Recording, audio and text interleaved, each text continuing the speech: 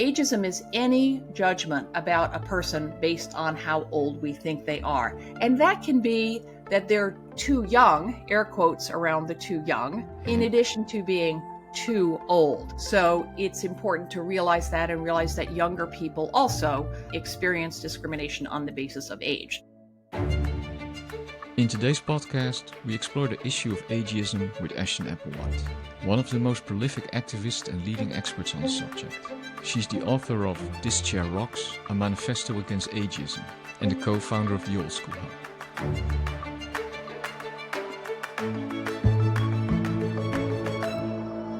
Ashton Applewhite, thank you so much. Welcome to the show. My pleasure. Let's start with the first question. So many countries have penalized ageism over the last 50 years. So one might expect it to be eradicated by now. And yet here we are, still discussing ageism.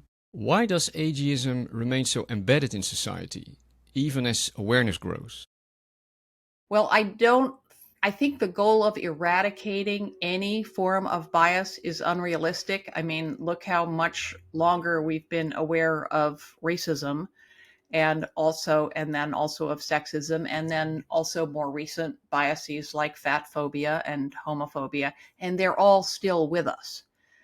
And I think this is partly because humans are tribal and, form in groups and out groups, and also because discrimination serves some useful, if sorry, social and economic purposes. But I think the important thing is to establish that we are making progress, and indeed we are. About that progress, what I've noticed is that ageism is probably one of the few isms where the perpetrator is also the victim. And although much has been written and said about ageism, why do people only recognize it when it personally affects them? I think I'm not sure that's the case for only, but I agree. Most people, for an issue doesn't become personal until they, notice the effects on themselves or someone they love or care about, or some social or political movement brings it to the fore. I think it is generally true that awareness precedes action, and the odd thing about ageism is that in most prejudice, there's sort of an in-group and an out-group, and the curious thing about ageism, and the thing that makes studying aging and ageism so interesting is that everybody ages.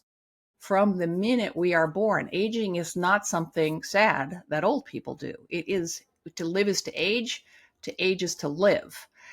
And the thing about ageism is that the way it's usually formulated is that it is discrimination against our own future selves. 2 points on that. Ageism is any judgment about a person based on how old we think they are. And that can be that they're too young, air quotes around the too young, in addition to being too old. So it's important to realize that and realize that younger people also experience discrimination on the basis of age. So when we talk about it as discrimination against our future selves, we're referring to discrimination against older people, of which there is more because we live in a youth-centric culture in the West, at least, and because there's a lot more oldness than there used to be. Population is a permanent global demographic trend, but in the evolutionary terms, it's happened in the blink of an eye. And we haven't developed institutions and roles and policies to adapt to that change.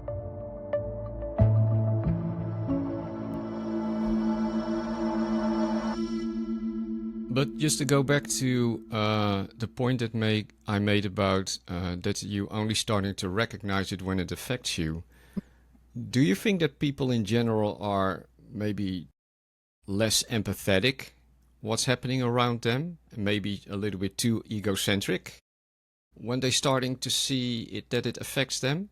Or are there maybe other factors at play? I think there are, of course, many factors at play, and of course, every single person's experience of any given bias is unique. And then that intersects also with their economic privilege, with their sexual orientation, with their where in the world they live, and so on. So every experience is unique. Some people are more empathetic than others. Some people, I mean, I am a well-off white woman, and I have had the time and luxury of self-employment and a job before that that enabled me to support myself while I explored these ideas, which was a luxury. Other people who are working two jobs or have little children or perhaps are ill or disabled don't have that luxury. The thing about ageism in particular, although it may be a universal, let me think about it, is that the first most important and necessary step, and also the most uncomfortable one, is to consider our own attitudes towards age and aging. And we could also say towards race. I would argue, we are all to some degree racist. We all are full of prejudice, but it is in becoming aware of it, if we take the next step and go, well, this isn't how I want to go through life. This isn't how I want to evaluate people. That it is in that process that we start to, first of all, to acknowledge our own bias. And my favorite comment in response to my book is people who say, oh, crap, I had no idea that this was part of me, that this had taken up residence in me. And I'm always quick to say, welcome to being human. That is the necessary first step. And thank you for acknowledging it, because if you don't take that step, we never make any progress beyond it. The good news is that first step is the worst part, because the minute you start to see it in yourself, it's like a genie coming out of a bottle, or a veil being lifted. And I think we talked even a little bit about this before you started recording. Then you start to see it in your friends' experiences, in the newspapers, in the media. And the minute that happens, you realize, oh, it's not that I'm a bad person or a clueless person or whatever. I'm just human. And this is embedded in the world around me. It's a collective problem. And that means we can come together and do something about it. And that is really liberating, although not everyone then decides to make it their life's work, which is just as well, because a world full of activists would be intolerable. So the next question that I have is, you're probably going to answer with yes. Existing deeply rooted ageist stereotypes, for example, Gen Z is lazy and entitled, boomers are wealth hoarders. They often provide shared frameworks that unite people and foster social cohesion and identity. Are these ageist stereotypes that sometimes very hard to eradicate? They are so persistent. Can they be broken? They're persistent and they're very attractive. We love to categorize. It's a way of making sense of a world that seems, frankly, more complicated all the damn time. So it is a way, and it's a way to establish group identity, which is also attractive. And I will say demographers and marketers are the biggest culprits here, because they love these categories, vehemently dislike the generational stereotypes and labels in particular. But even the overuse of the word generation itself, there is no scientifically agreed upon definition of the term, except in the narrow biological sense and genealogical sense. Your child is another generation from you. Other than that, no one can agree on how long a generation is, on who exactly belongs. But these buckets are very attractive, but they do enormous damage, because they suggest they're kind of, as you say, the mother of all stereotypes. Because how could anything possibly be true of the millions and millions of people born roughly around the same time? Other factors, race, class, geography, gender, etc., all play a much bigger role in shaping our trajectories through life than age does. But they are unexamined, and they are attractive, and they are very tempting. I do think that we can, we can push back against them. I have written a short article about that I'm happy to send you, which argues for simply replacing age group with generation. And instead of talking about generation L or Q or V, depending on what the subject of the sentence is, simply talk about younger people or older people, because it's always accurate. It doesn't stereotype and it doesn't divide. Division, the media loves division and conflict because it's a lot sexier than the actual truth, which is that, most of us manage to muddle along and get along okay in the middle. That's not a sexy headline. Whereas, boomers hoarding all the wealth or Gen Z never shows up to work, that, that aggravates us or that interests us, or that we want to agree with it. We want to repudiate it. So they are hard to dislodge. All habits are hard to break, but there are easy remedies. And another thing I don't love about generation is that it suggests this big gap between old and young. And if you ask an 8-year-old, will assure you she is older than her 6-year-old sister, right? And a distinction in university. There's quite a big difference in experience between someone in their final years and someone just starting. So these differences interest me, and I think it's important to point out that we age in relation to each other. We are older than some people in some contexts and younger than others, and these categories are fluid, rather than suggesting that you are destined for shared experience because of when you were born. Although one qualifier, it is of course true to some degree that the history, the time in which we are born, does provide shared cultural references.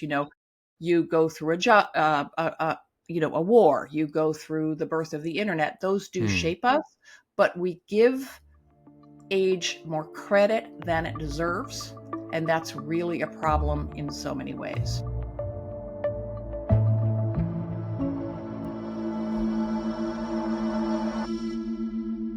I can also remember in one of your interviews that you have said that we ourselves sometimes are to blame for it as well, by saying, I'm too old, look at my gray hair, Yeah. that's not for my generation. So Right.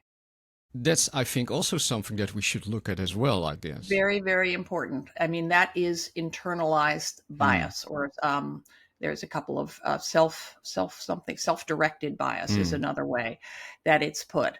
And we all do those things. But if you think about it, we are actually never, to be literal about it, we are never too old for something, because there's always people older than you that can do True. that thing. And True. there's always people younger than you that can do that thing. You may be too smart. You may be too lazy. You may be too poor. You may be too out of shape. You may have done it yesterday. But the reason you do or don't want to do that thing is never about age. But again, we live in a culture that blames age or attributes to age all sorts of value that, once again, I wish it didn't have. I wish we drilled down to what's actually in play. I've heard you saying in a number of interviews and presentations that for women and minorities, ageism is double whammy. And how does ageism for women and minorities differ from men? And does it also affect them in a different way? Well, two things. I think I refer to the double whammy of ageism and sexism. Rather than, I would rather leave minorities out of it, because that's, I mean, once again, every human being's experience is different. And there are so many different minorities. Are you a minority because you're short? Are you a minority because you only speak Dutch? Are you a minority, because you're homosexual? So I only feel competent to talk about that, the intersection between ageism and sexism. Although, to contradict that, I'm sure you are familiar with an ugly word called intersectionality, which is the idea that each of us is made up of all these different, composite bits. I'm a certain height, I'm a certain age, I'm a certain nationality, I like, peppermint and I don't like licorice, whatever. But sorry, not to be flip about it, but that each of these components of our identity shapes how we move through the world and shapes what we may or may not have access to. So, and each level of that, so to oversimplify a little bit, and please, readers, listeners, be patient with me, because even this is an oversimplification, but in a pretty much, in a racist, sexist, capitalist society, which I would argue certainly that I live in, white men, especially if they're thin, especially if they're healthy, especially if they're well educated, face the fewest barriers to getting hired, making money, getting ahead in life. If you are a woman, and we live in patriarchy, under patriarchy, I left that out somehow, you face gender bias from childhood on. You mentioned the Mm. workplace to begin with, and I know you're going to go into that. In the workplace, women are never the right age. First, we're too cute and sexy to be taken seriously. Then we are too fertile. When a man tells his boss he's starting a family, he gets a raise. If a woman says she wants to start a family, she gets demoted or fired. I mean, I'm exaggerating a little bit, but she does not get a raise. And often women face hiring or promotion barriers because their employers think, uh-oh, she's going to go have a family, as if millions and millions of women didn't succeed in having a family and holding down a job really competently. So that is the double whammy that I refer Mm. to. Mm. And also the fact that women earn less and that we are penalized for time spent out of the paid workforce, typically on unpaid caregiving, which is quote unquote women's work because it's underpaid and undervalued. Those two things reinforce each other. If I am a woman of color, I Mm. face the additional hurdle of racism, as of course, and the fact that I probably am entering a workplace where there are fewer people who look like me. And we tend, back to tribalism, we tend to hire people who share our jokes, share our cultural references, look like us. Many businesses still and industries are sort of old boys club. If I have a disability on top of that, or in addition, if I am fat, if I speak with an accent, if, which is a class marker in a lot of cultures, Mhm. all those things stand between me and the level playing field, which is pretty much illusory. So that's a double and a triple and a quadruple whammy, or a double, a whammy, depending on, double, depending on which of those factors come into play in each of our experiences. And you can, age is interesting because it is hard to get into the paid workforce. And you also experience age bias at the end. There is, especially for men, sort of middle years when you are perceived to be not too old to be a liability and, not too young to be one either. But, we move in and out of age privilege.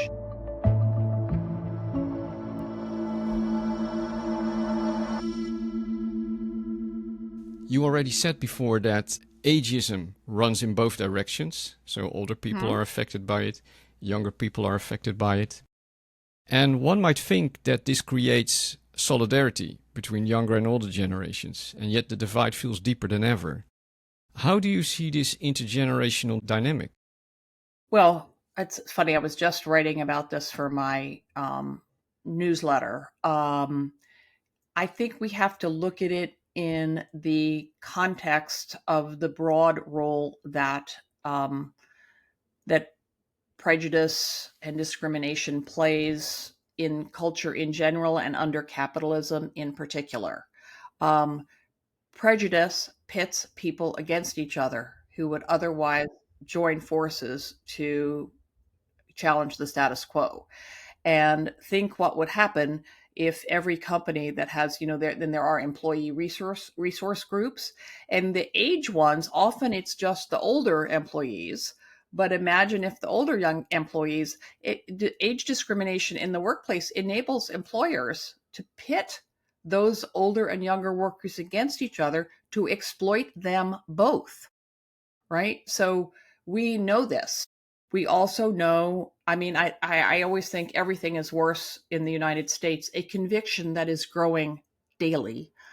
But the US is an extremely age segregated society, much more so than Japan, for example.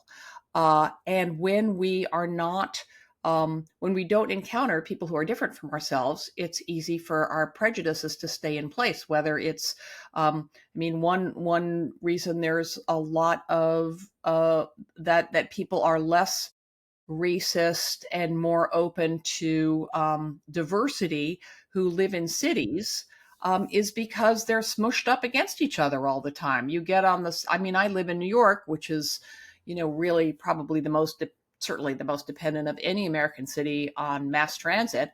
I get on the subway and I love it because I look around and nobody looks like me. And I wonder, what their lives are like and whatever. If you are spending all your time in your car, by yourself or in a suburb where most people look like you, then it's easy for your assumptions about other groups that are different from you to go Hmm. unchallenged. Um, so there's that. And if we don't have friends of all ages and work with people across age gaps, then it's easy to think, well, of course, young people are just smarter or old people can't manage technology. Hmm. But there's no truth to any of those assumptions. Those divisions, as I mentioned, are handy for employers, and they are handy also for marketers. If you can persuade people that a certain that for it, here's another myth that people that if you started buying such and such Joy brand detergent when you were 20, that's what you're going to buy when you're 80. There's no truth to that. People buy what's on sale, or they buy what, um, but there is, for example, a lucrative industry here called of generational consultants who help managers address the needs of those lazy millennials and those technologically incompetent boomers. Again, I am not, it is a challenge to manage a diverse workplace. And age is a form of diversity, and people may have different expectations. For example, younger people today expect more time to mental health days and more support for their mental health, which is fantastic. But an older person might find those requests unusual because they weren't what they experienced when they started out. Well, a manager does have to deal with this, but study after study, and the Harvard Business Review has done the most of them, not some, fly by night organization, that shows that what workers have in common across age gaps far, far exceeds their differences. People want to have training opportunities. People want to get promoted. People want to be treated with respect. People want to have a voice on a team. That's, so but if that were more common knowledge, all these generational consultants would go out of work. So exploiting these divisions is profitable. These manufactured divisions. I want to dive a little bit deeper into ageism and working culture. So companies still get away with ageism more easily than, for example, racism or sexism, where you clearly see the alarm bells going off immediately. What makes ageism more tolerated or overlooked in a workplace? I think it is less examined. You don't have to be, that's not exactly a brilliant deduction. I think it's hard for workers to find common cause across age gaps. Uh, we know that human resources HR is our gatekeepers, and they will admit, and there's you find studies about this too. You'll find dozens on them on my LinkedIn page where I post almost exclusively about ageism in the workplace. That um, that have a stereotype about older people that just goes unchallenged. I saw today, I mean, I have a Google prompt set to ageism, And there was a piece in Fortune magazine about discrimination against younger people, which inexplicably they are calling youngism. There's no such thing. I've never heard youngism. Adultism is another word for discrimination against younger people. I don't think that terminology is useful because it suggests that younger people are up against something fundamentally different. And while a young person's experience may be different, they may be discriminated against for, because they're vilified for other reasons or because for their lack of experience, and older people are discriminated against because they have quote unquote too much experience. It's all discrimination on the basis of age. And I think to give it a different name fosters division and divisiveness, right? We need to join forces and acknowledge that we're all up against the same fundamental problem. Let me just read you a 3-sentence paragraph from this Fortune magazine article. Culture about discrimination on the basis of younger people. Culture, and the experiment I'd like you to perform is think about whether you could replace older for younger throughout it. Culture is the multiplier.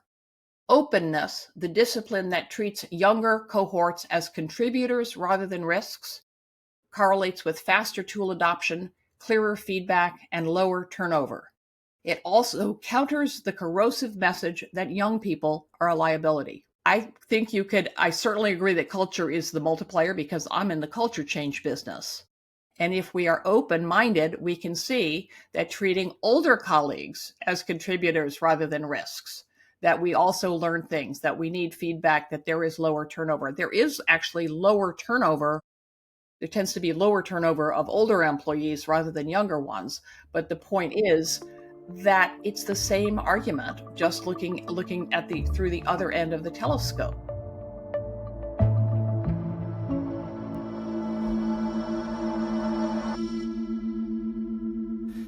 This is a little bit besides what we're discussing. This article that you just read, was this before or after the revolts in Southeast Asia that you see right now in the Philippines, Indonesia, and Nepal? Yeah, where you see Generation Z very much going against authority, most cases older men, corrupt older men.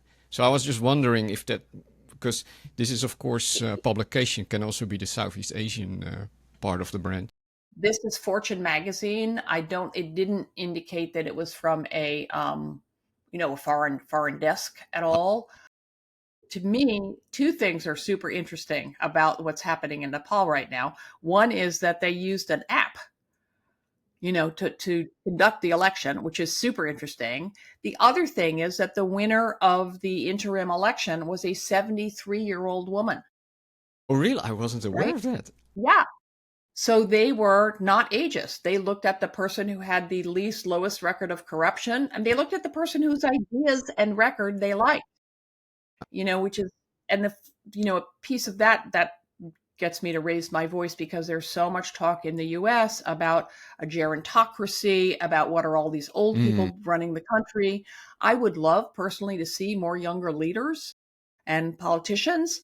But the reason they are so old is because of the nature of our political system, which rewards men, rewards white men, and rewards wealth. And it takes time to create wealth because in the US, as we know, you buy your way into political office. And it also, right, and it also is partly systematically, structurally, it takes some time to build the networks that politicians rely on, unless you're so rich that you can just buy the office outright. And thank you, America and Trump. That's getting easier every day. But the problem with those politicians is not that they are old. It is their ideas. And, the classic example is Senator Bernie Sanders, who is, I think he's 80. And he is one of the most progressive members of Congress. And there are many young conservatives who are ascendant. Most of the overt white supremacists are young white men. So what matters is not your age. This is a beautiful example, actually, of what I'm saying, is I'd like age to be centered less. Let's concentrate on what people say and how they act, not how old they happen to be, or for that matter, who they happen to sleep with, or what color skin they happen to have. That's very good. Let's see how I can weave that into the podcast. Um, Another question that I have is this one over here. And that I think you already point this out. So people often prefer working with peers from their own group or generation. And partly because a shared cultural background can create a strong bond and a sense of understanding. How can a workplace honor this natural inclination while also fostering meaningful collaboration and inclusion? I don't want the workplace to honor it. I want the workplace to disrupt it. I want the workplace to hire the person who is best for the job. I mean, there was a famous experiment that conducted by a European orchestra that they looked around and they saw almost everybody was, wait for it, a white man. And they decided this had to change, which is commendable. And they started conducting auditions behind a curtain. And then they refined it further by putting a carpet down, because you could tell from the footstep perhaps what kind of shoes someone was wearing, or whether they were heavy or light. And that did democratize and diversify the process, because even though the people hiring the musicians were trying really hard to not be biased, we are all biased. So I would like that employment process to be age blind.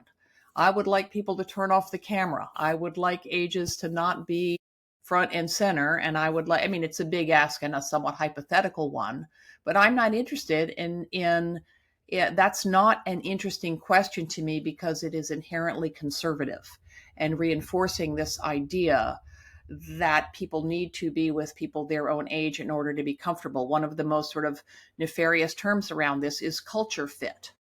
Culture fit means people like me. It's why San Francisco offices, I don't know if this is still the case, there's been a bit of a crash, but are filled with young men, not all white, a lot of South Asian, a lot of Asian, but young men from a sort of homogenous educational background. And then, those are toxic cultures for women, and they lose out on so much talent. And also, most, the most successful entrepreneurs are over age 50. If you don't have anyone there, we need a mix. I know that young people can be frustrated because an older person might say, we tried that, or that's a crazy idea. And we need younger people to bring in ideas that haven't been tested, but we also need, less experience, to hear from experienced employees, like, oh, here's why we really know that didn't work. And here, to share both the fresh ideas and the experience, and then try and let the best ideas win out independent of the age. And we want mixed age teams. Mixed age teams make better decisions, especially when it comes to creative enterprises. There's research to support that. And I bet the same is true of mixed gender and mixed race and mixed background. It is harder.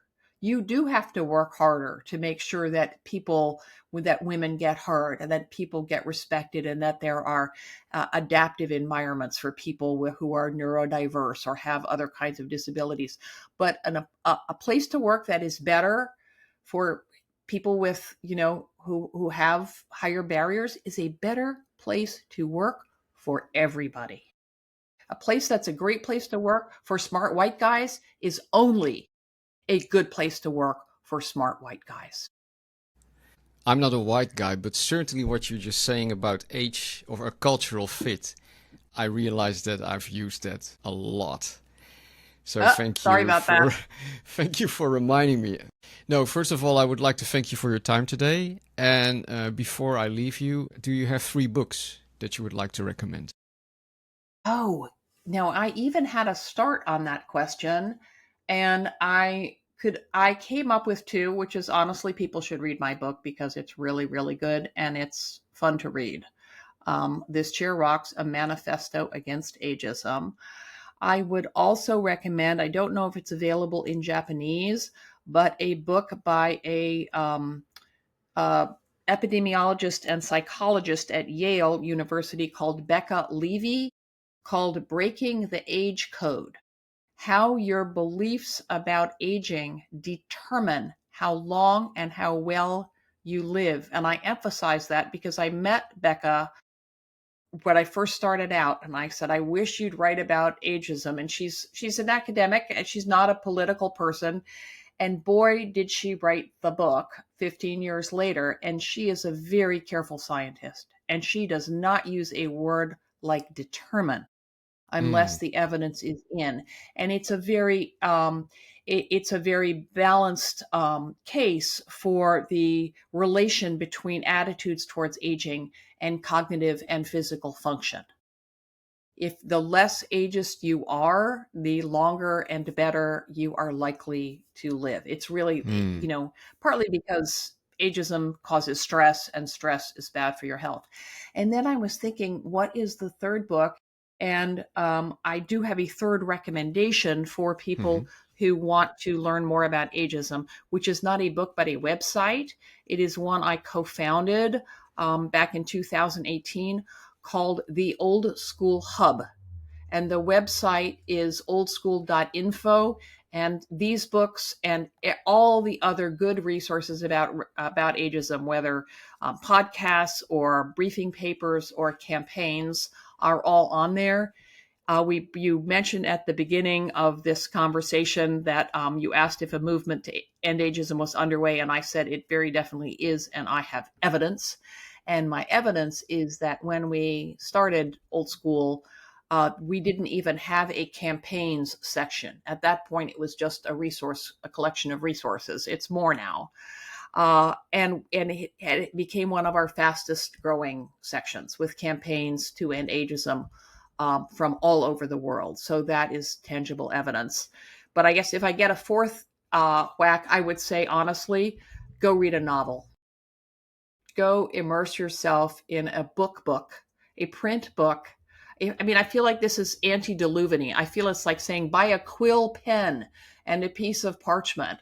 And I know that younger people today, and I do feel this is historic. I don't want to use the word generational for obvious reasons, but I know that people now take information in much smaller bits, and a lot of it in video, and that our attention spans are shrinking.